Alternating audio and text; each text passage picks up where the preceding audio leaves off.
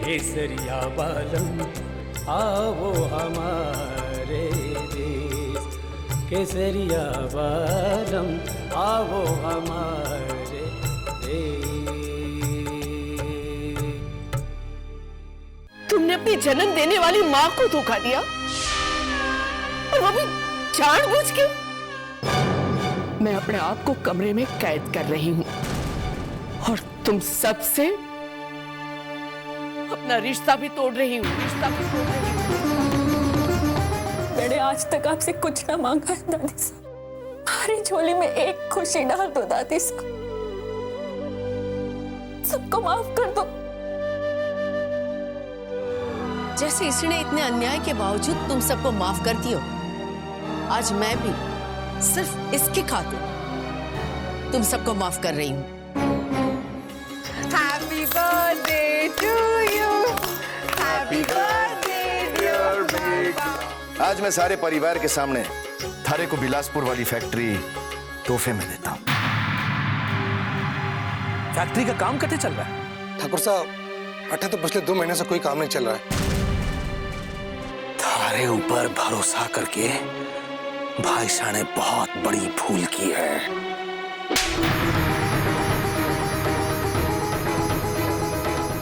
मैं थारे को 48 घंटे की मोहलत देता हूं। जिन किसानों की जमीनें बेची हैं, उन्हें उनके कागजात वापस मिल जाने चाहिए। 48 घंटे हैं दीप के पास। उसके बाद मैं अपने पिता समान भाई साहब को धोखे में न रखने वाला। सारी बातें बता दूंगा। मैं थारे पापा को लेकर परेशान हूँ बेटा। पापा को क्या प्रॉब्लम हो सकती है? पता नहीं, पर कुछ तो है। होली के फंक्शन के बाद मैं खुद उनसे बात करूंगा। हमारी गर्दन पर लटकते हुई तलवार का यही अंत है। जिसने हमारी गर्दन पर तलवार लटकाई है ना, उसी के तलवार से उसी की मौत।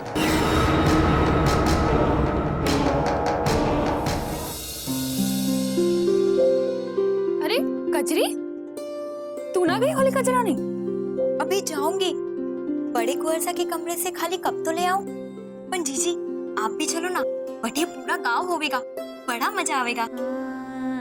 ना रे, हमारे को कल होली वास्ते आने वाले मेहमानों के लिए जगह की साफ सफाई करनी है। बाप रे, कल होली की बधाई देने के लिए हवेली में 8-10 गांव के लोग आवेंगे। अच्छा, क्यों? क्या आपने कभी हवेली की होली ना देखी है? मैंने तो हवेली को ही अंदर से पहली बार देखी हुई। वहां गांव में छोटी सी झोपड़ी में बचपन से ही माँ बापू भाई बहन के साथ होली खेलती थी।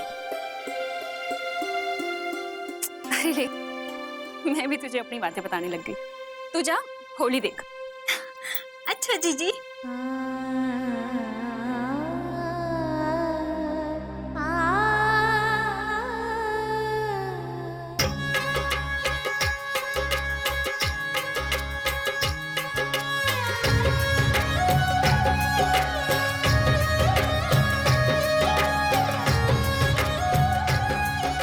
खड़े खंबा ठाकुर, खम्मा खड़े। अरे पोरसा की बिंदी तो बड़ी सुंदर है। अरे चांद है चांद। अरे कहीं नजर ना लगे थे ना इसको।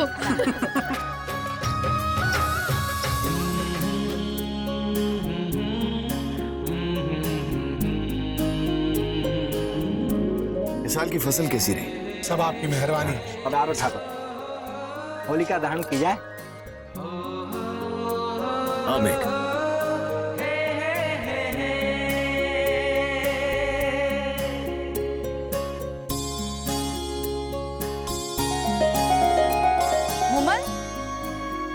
कठे जा रही है तू? मैं देखने जा रही थी कि मेरी सहेली पिंकी आई कि नहीं। अकेले मत घूम, पिंकी आई होवेगी तो थारे को खुद ही ढूंढ लेवेगी। आ मेरे साथ।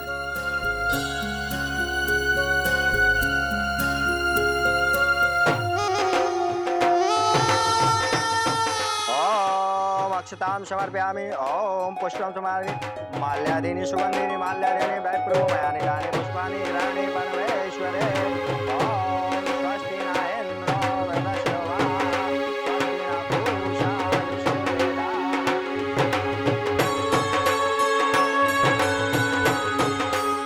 ठाकुर साहब, अब आप अपने कर कमलों द्वारा होलिका दहन करें।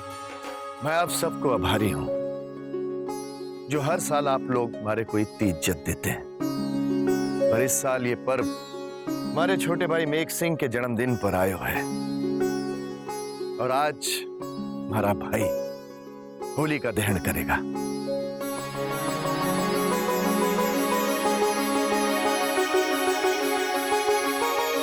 जाओ मेघ, जाओ।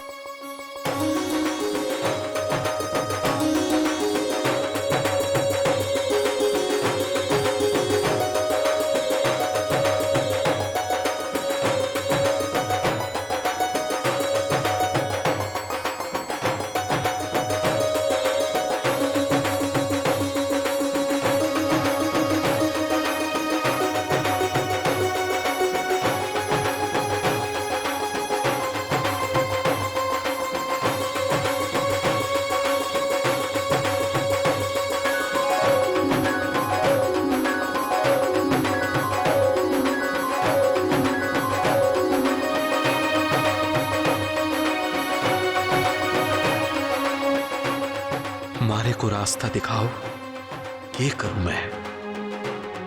अगर मैं भाईसा को नहीं बताता हूं तो भी क्या ये बात छिपी रहेगी?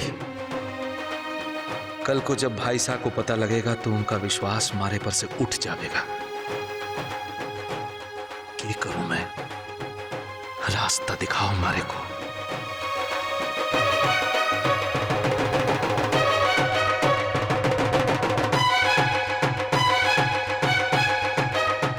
क्या बात है मेघ, इतना गंभीर क्यों है? भाई साहब, आपने मारे को आज इतना मान दिया, मारे को अपनी जगह बिठा दिया, बस यही सोच रहा था। आज थारे को सोचने की जरूरत कोनी। देखो, सारा गांव और पूरा परिवार थारी खुशियों में शामिल है। हाँ भाई साहब।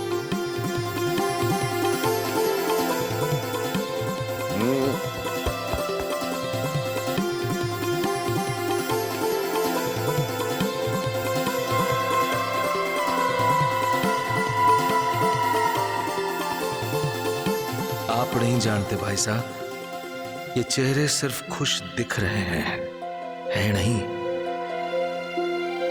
और कल का क्या पता, कहीं आपकी खुशी कल आंसुओं में ना बदल जाए।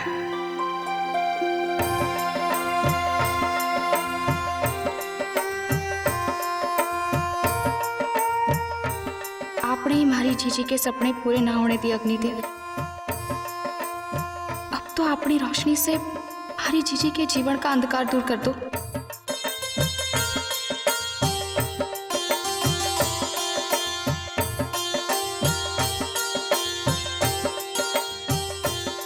मन में जब किसी को पानी की आग हो पर वो शोला बनकर खुशियां ही जला दे, आदमी से भूल हो ही जाती है। लेकिन अगर इस ज्वाला से किसी का दिल जला है तो मुझे माफ कर देना।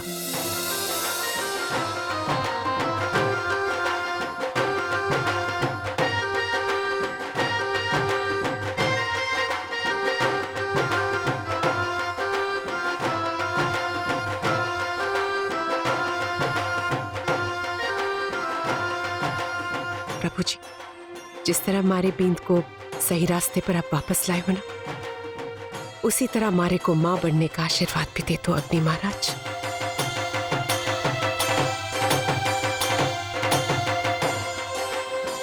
मारे चोरी की एक भूल माफ करके बचा लो प्रभु।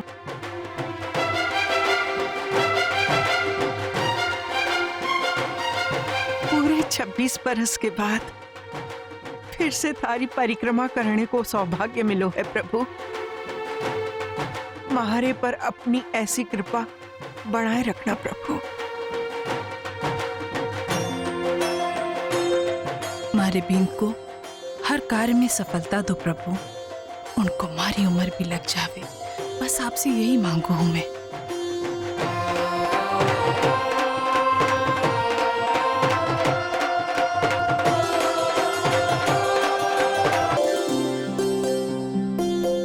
चोरों की तरह मिलना मुझे बिल्कुल पसंद नहीं है मुमल। हमें अब फैसला करना ही पड़ेगा।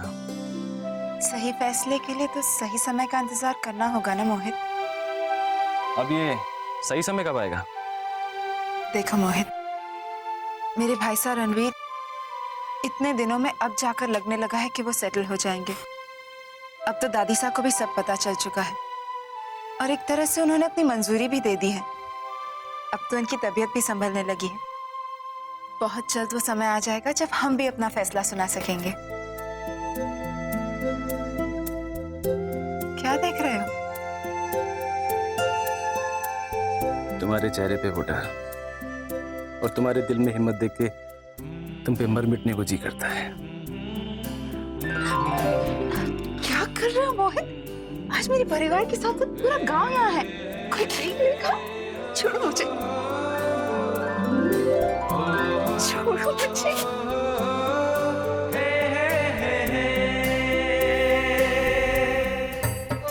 आप सबका अठे का मैं बहुत आभारी। छोटे ठाकुर साहब, ऐसा बोल के हम सब लोगों को छोटा मत करो। पूरी हवेली में बड़े ठाकुर साहब के बाद आप सही तो हम अपने दुख बांटते।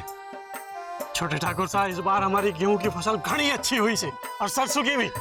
ये तो आप ही की मेहनत को नतीजो है। वैसे मैं अपने भाई साहब से गुजारिश करूंगा, इस बार आपकी उगाई की सारी फसल आपको मिल जाए। छोटे ठाकुर साहब की उम्र लंबी हो। हमारे को आप किसानों की चिंता हमेशा रही है और अब भी है। आप सब अपने खून पसीने की मेहनत से जो जमीन की सेवा करते हो, अनाज उगाते हो, उसी के बल पर तो हम जिंदा हैं, लोग जिंदा हैं, शहर जिंदा है। हालांकि फैक्ट्री और कारखानों में काम करने वालों की आमदनी थोड़ी ज्यादा होती है, पर आदमी के जिंदा रहने में आप किसानों की जो भूमिका है उसका मैं आदर करता हूं और हमेशा करता रहूंगा। चाहे उसके लिए हमारे को किसी भी हद तक जाना पड़े, मैं जाने के लिए तैयार हूं। ठाकुर मेघ सिंह की जय, ठाकुर मेघ सिंह की जय, ठाकुर मेघ सिंह की जय, ठाकुर मेघ सिंह की जय, ठाकुर मेघ सिंह की। एक मिनट, मोहल, तू अकेले इकट्ठे घूम रही है? वो पापा साहब, मैं अपनी सहेली पिंकी को ढूंढ रही थी। उसने कहा था वो आने वाली है, पर अभी तक आई नहीं।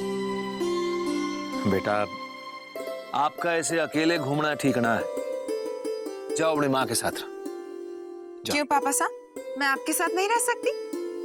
मुझे आज इतना अच्छा लग रहा है कि मेरे पापा साहब को सारे गांव वाले इतनी इज्जत दे रहे हैं। आओ।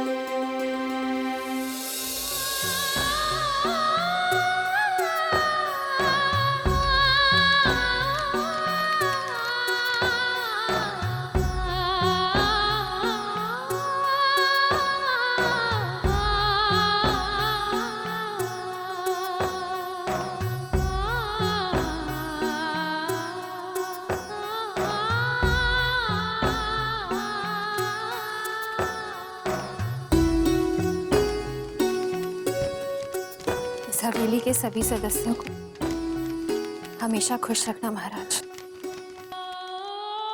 जिससे हमारी बहन रसाल का भी जीवन सफल हो जाए और कुंवर साहब भी, उनको भी कभी कोई तकलीफ ना देना प्रभु। कितनी शांति मिली हमारे मन को जब हमारी बहन इस हवेली की पहली होली के लिए खुश थी। उसने जो हमारे लिए अपने प्यार को बलिदान दिए हुए, उसे उसके मन से हमेशा के लिए भुलाकर उसे खुश रखना महाराज। और हाँ, बापू, माँ, घीसू, सबको खुश रखना। पिछली बार की होली से भी 1000 गुना खुश।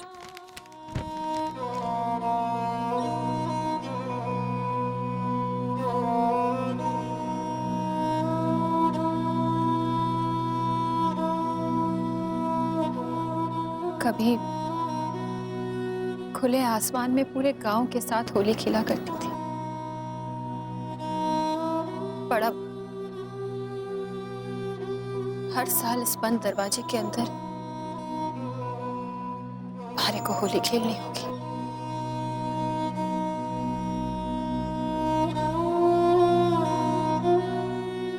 आपसे शिकायत ना है, क्योंकि एक बार बुझकर आप ही तो सीख देते हो कि खुशियों का उजाला हमेशा नहीं रहता।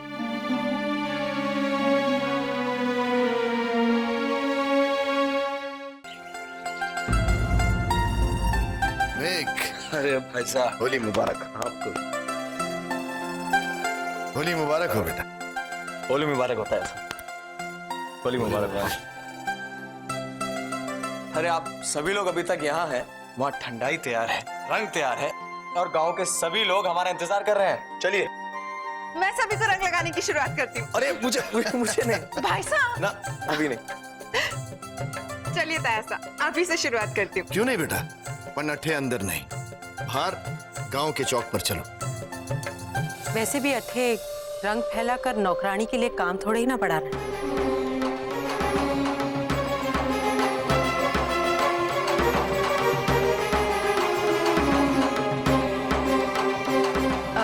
चलिए तायसा, चलिए पापा सा।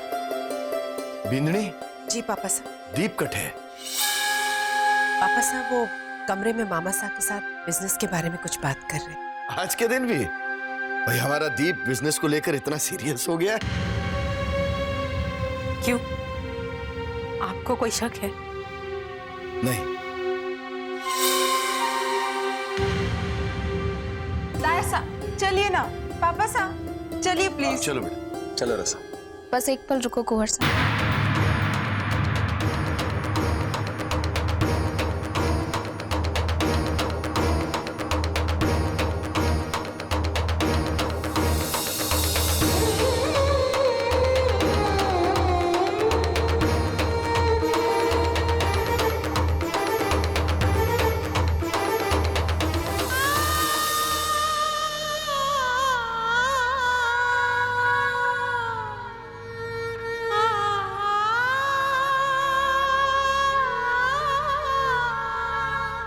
होली की बधाई हो जीजी।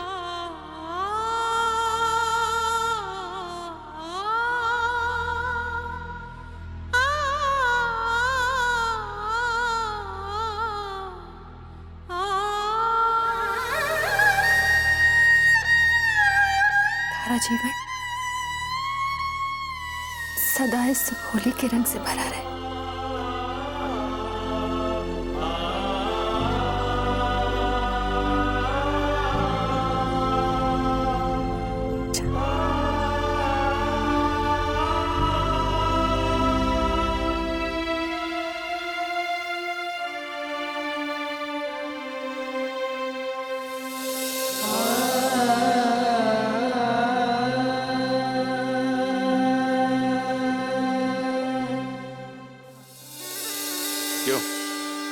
वही ना परफेक्ट प्लानिंग मामोसा।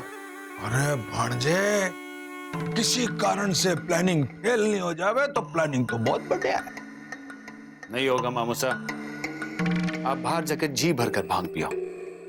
मैं तब तक मेघ सिंह की मौत से अपॉइंटमेंट फिक्स करवा देता हूँ। नहीं नहीं भांजे, नहीं नहीं भांजे, जब तक तू नहीं लौटेगा मैं कुछ नहीं पीने वाला है। अरे नशे पत्ते में जुबान उलट गई तो नो रिस्क, समझो। लेट्स गो।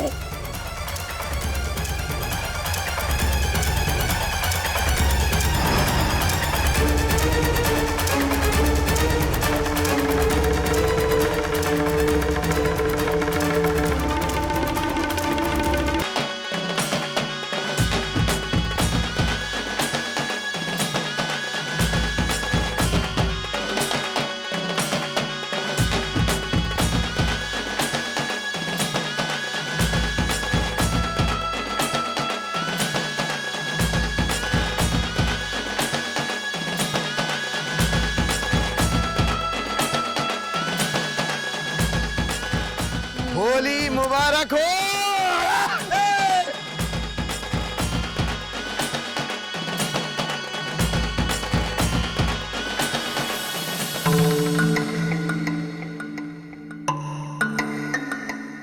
हुकुम बजरंग, थारे को कारपेट फैक्ट्री में आग लगानी है। हुकुम। ज्यादा लोग तो ना है वहां पे। होली की छुट्टी है, पर कुछ डिलीवरी वाले हैं और कुछ सिक्योरिटी गार्ड हैं। परेशानी ना आवेगी। और सुन, आग लगते ही तुरंत मेघ काका को फोन करना। उनसे कहना किसी को बताने का वक्त नहीं मिला और तुरंत फैक्ट्री में बुला उन्हें। उसके बाद हमारा काम हो जाएगा। काका फैक्ट्री के बजाय सीधा ऊपर चले जाएंगे। समझ गया ना? हुकुम। वो ठीक है, करिए। हमारी बातें सुन रही है क्या? ना, मैंने आपकी कोई बात ना सुनी है। सब लोग होली खेल रहे हैं, आप बैठे हो तो सोचा आपसे पूछ लूं, किसी चीज की जरूरत तो ना है? थारी बक बक बंद कर और जा आटे से। जी। और सुन, कुछ कजरी से कहना कि हमारे वास्ते चाय लाए। जी। रुक, खुद चाय मत ले आना। हमारे को थारी सूरत देखने का शौक ना है।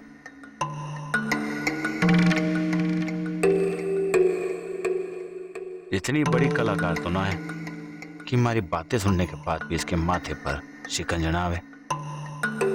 मैं तो उड़ती चिड़िया के पर गिनने की क्षमता रखता हूँ।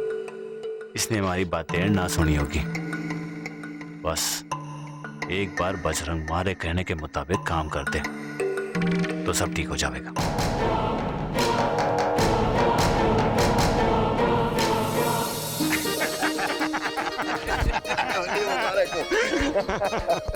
होली मुबारक।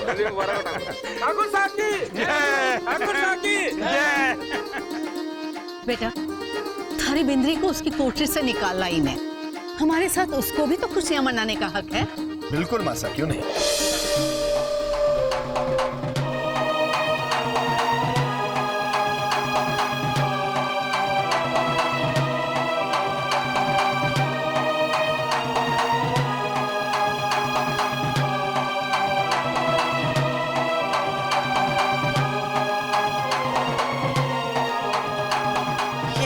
तो चंचल का है ठाकुर साहब। सारी गांव के सामने उसका अधिकार मारे को ना दो।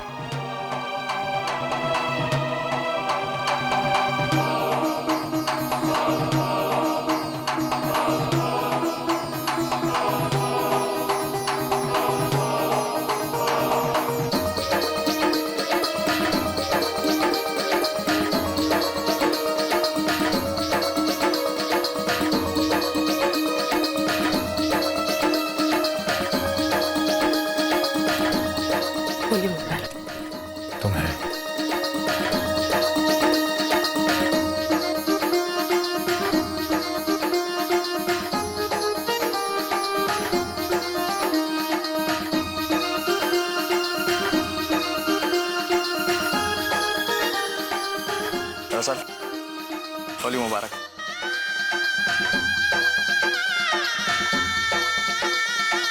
क्या हुआ? आज के दिन तुम्हारी आंखों में आंसू? कुछ ना, वो बड़ी मासा को तायासा के साथ देखकर। क्या? बड़ी मासा को तायासा के साथ देखकर क्या? तुम्हें अपनी दीदी की याद आने लगी क्या? ना, अच्छा लगा तो बस आंखें भर आई।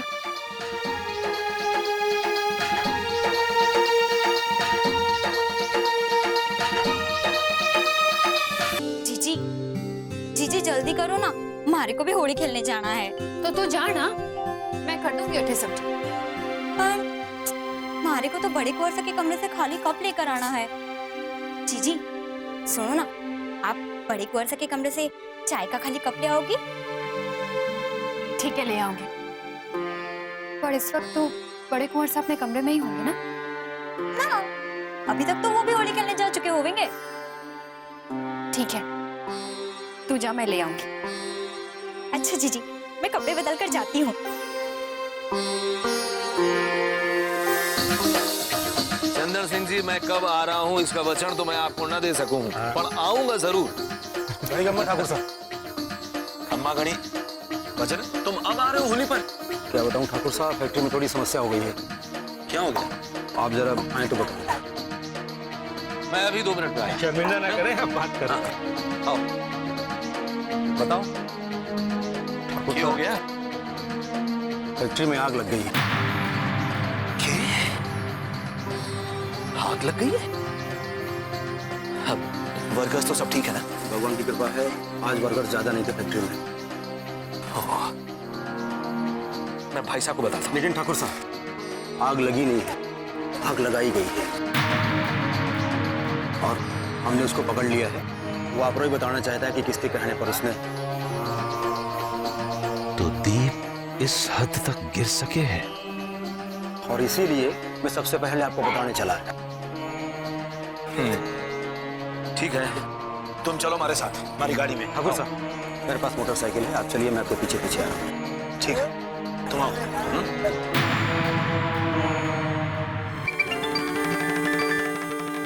हाँ बोल वचन। ठाकुर साहब फैक्ट्री की ओर निकल गए। चलो अच्छा, अब तू भी कुछ दिनों के लिए गायब हो जा। हमारे को फोन मत करना, जरूरत होगी तो मैं तारे को फोन करूंगा। हुकुम।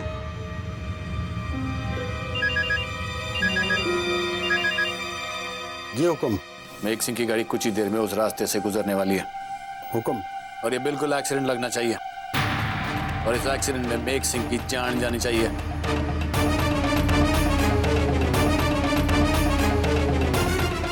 उनके बचने की कोई गुंजाइश नहीं होनी चाहिए।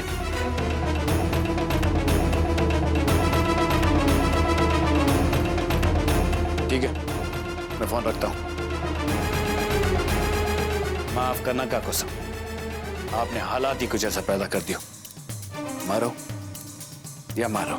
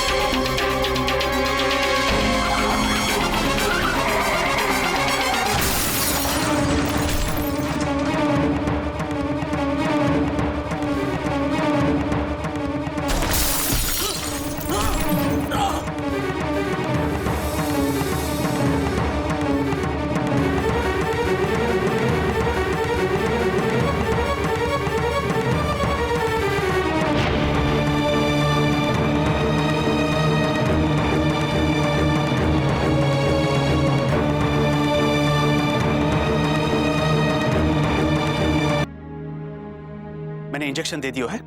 अगर 1-1.5 घंटे के बाद में इन्हें होश नहीं आया तो मन्ने वापस फोन कर लेना। जी।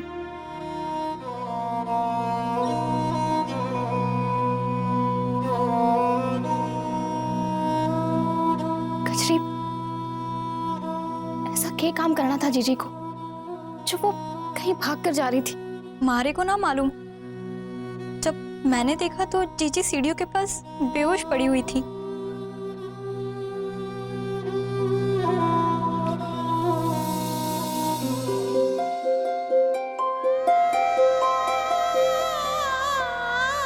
जीजी, उठो जीजी।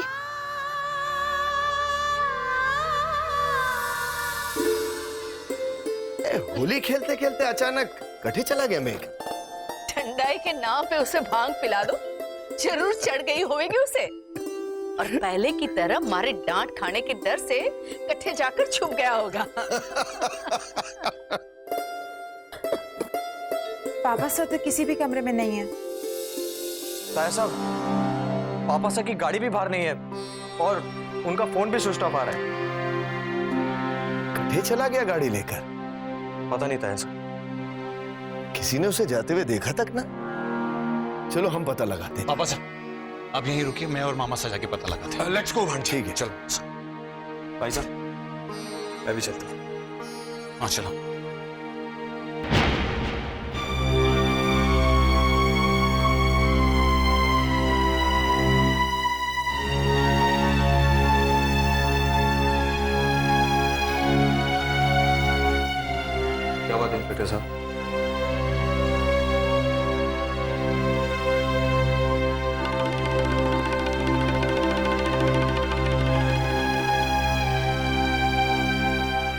कुछ बोल क्यों नहीं रहे? माफ करना ठाकुर साहब, खबर बहुत ही बुरी है। क्या हुआ? मेघ सिंह जी नहीं रहे।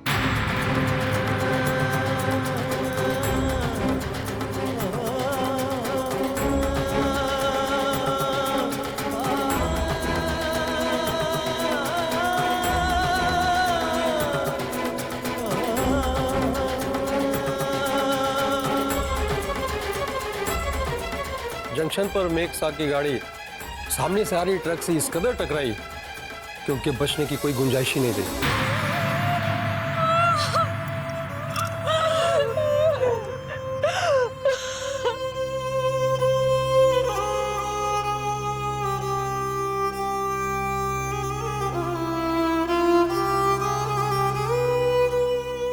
कटे जा रहा था होली वाले दिन मारे भाई। अरे थारे को ऐसा कौन सा जरूरी काम पड़ गया था जो ये हादसा हो गया? ये हादसा ना है।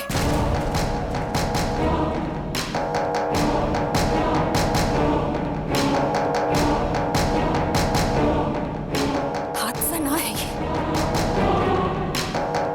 हत्या है।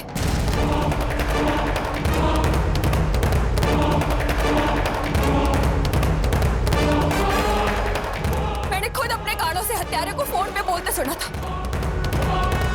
ये क्या बोल रही है तू रुक्मणी? कौन है वो जिसने हमारे भाई को मरवाया?